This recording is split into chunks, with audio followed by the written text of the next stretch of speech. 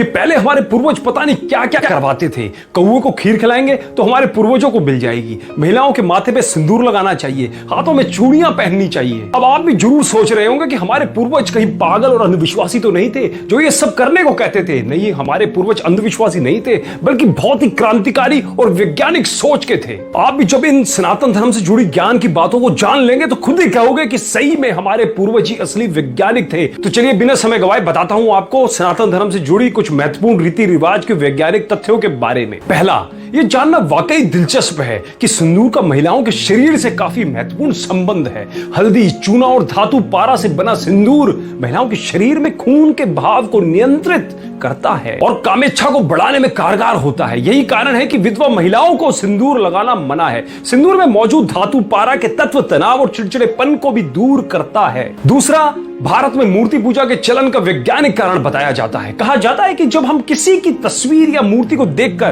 प्रार्थना करते हैं तो पूरा ध्यान उसी आराध्य देवी देवताओं के ऊपर हो जाता है। मन एकदम एकाग्र और नियंत्रित हो जाता है। इसलिए भारत में आध्यात्मिक उन्नति के लिए मूर्ति पूजा को मानव जीवन का अहम हिस्सा माना गया है। तीसरा, हाथों में चूड़ियां पहनने का भी दिलचस्प वैज्ञानिक कारण है। कहा जाता है कि कलाइयों में चूड़ियां पहनने से हाथों का ब्लड फ्लो ठीक हो जाता है, साथ ही चूड़ियों की वजह से ऊर्जा भी नियंत्रित रहती है। चौथा, मंदिर ऐसे स्थानों पर बने होते हैं जहां पर उत्तर और दक्षिणीय ध्रुवों के चुंबकीय और विद्युतीय बलों के कारण सकारात्मक ऊर्जा भरपूर मात्रा में होती है। मंदिर के मुख्य मूर्ति ठीक बीच में स्थापित की जाती है। इस जगह को मूल स्थान या गर्भगृह भी कहते हैं, जहां मूर्ति की स्थापना होती है। उस स्थान के नीचे वैदिक मंत्रों से लिखी तांबे की धातुएं रखी जाती है। तांबा धरती के चुंबकीय बल को अपनी ओर आकर्षित करता है। इसलिए जब कोई नियमित तौर पर मंदिर में जाकर परिक्रमा आदि करते हैं तो तांबे के इसी चुंबकीय प्रभाव के कारण शरीर की नकारात्मक ऊर्जा भी धीरे धीरे सकारात्मक ऊर्जा का स्थान ले लेती है।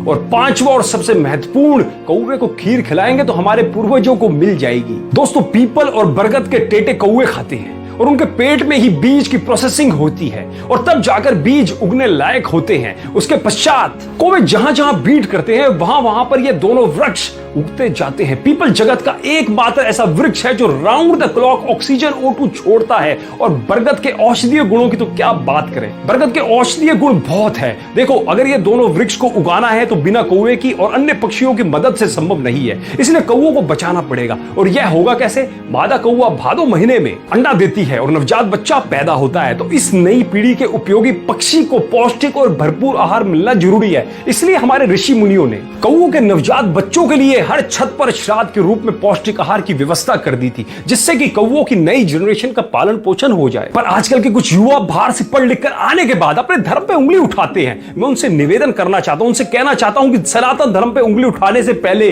सनातन धर्म को जानो, सनातन धर्म को पढ़ो, फिर उस पर उंगली उठाओ। जब आपके विज्ञान का ABC भी नहीं था ना, तब हमारे सनातन धर्म को पता था कि किस बीमारी का इलाज क्या है, कौन सी चीज खाने लायक है और कौन सी चीज खाने के लायक नहीं है। अतः ज्ञान का भंडार है हमारा सनातन धर्म और उनके नियम। विदेशी शिक्षा पद्धति पढ़ें और अपने पूर्वजों ऋषि मुनियों के नियमों पर उंगली उठाने के बजाय उसकी गहराई को जानिए। और आज तो विदेशी शिक्षा पद्धति भी हमारे वेदों गीतों का अपने यहाँ प्रयोग कर रही है, तो उंगली उठाने से पहले एक बार जरूर सोचा कीजिए। दोस्तों, मैं उम्मीद करता हूं कि इस वीडियो ने भी आपको जागरूक जरूर किया होगा। यदि किया हो तो हमें एक कमेंट के माध्यम से सनातन धर्म के बारे में आपके महत्वपूर्ण विचार जरूर बताइएगा। और इस वीडियो को ज्यादा से ज्यादा सबके साथ शेयर जरूर करें जो सनातन धर्म पर उंगली उठाते हैं, उनको भी सनातन धर्म के महत्व का पता चल पाए। चलिए अगले वीडियो में फिर मुलाकात होगी, तब तक के लिए धन्यवाद।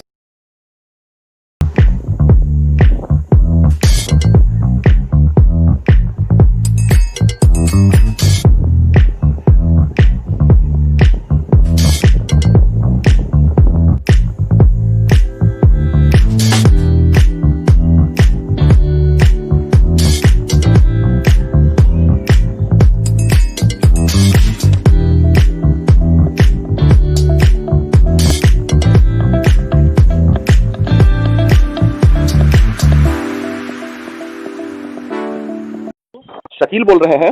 जी भैया। अच्छा, ये दुर्गा छाप बीड़ी आप बना रहे हैं क्या? हाँ हम बना रहे हैं। काहे बना रहे हैं दुर्गा छाप बीड़ी? आपका नाम मोहम्मद शकील हुआ?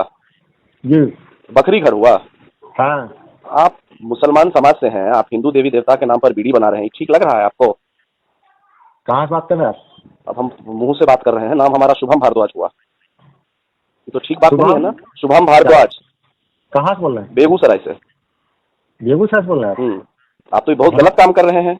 आप दुर्गा जी के नाम पे बीड़ी बना रहे हैं और फोन पर आपने अभी कबूल भी लिया कि हम बना रहे हैं, ये तो एकदम गलत बात है। आप पहले हमारा सुनिएगा पूरी बात, तब तो आप बोलिएगा। बताइए।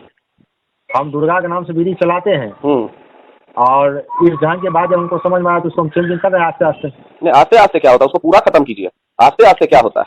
अभी आपकी आराध्य के ऊपर अगर हम कुछ अभी बना देंगे तो आपका समाज अभी नंगा नाच रोड पे करना शुरू कर देगा। सुन लीजिए ना, देश का जितना पब्लिक प्रॉपर्टी है उसको तोड़ना शुरू हो जाएगा। हम आपको आग्रह कर रहे हैं तो आप बोल रहे हैं आस्ते आस्ते कम कर रहे हैं। एक दिन में सारा माल हटाओ, ठीक है?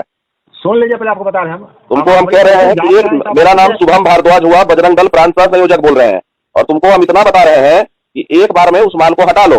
तुम धार्मिक भावनाओं को ठेस नहीं पहुंचा सकते हो, कानूनन जुर्म है, ठीक है? तो आपसे बोल रहे हैं कि इसी का हमको जानकारी अभी फोन पर तुमको दे दिए है। 1 घंटा के अंदर मार्केट से सारा माल उठा लो दुर्गा जी के नाम पर, ऐसा कुछ किए हो जो तुम। 1 घंटा मात्र, इसको ध्यान रखना। 5:30 बज रहा है, 6:30 7 बजे के बाद कोई भी माल नहीं रहना चाहिए, नहीं तो विधिवत कानूनन कार्रवाई तुम पर करवाने के लिए बाध्य होंगे हम लोग। देखिए वो ढंग से नहीं हो पाता है, नहीं हो पाता है तो सारा तुम जिसको माल दिए उसको फोन करके कहो कि कोई भी वो माल नहीं बेचेगा।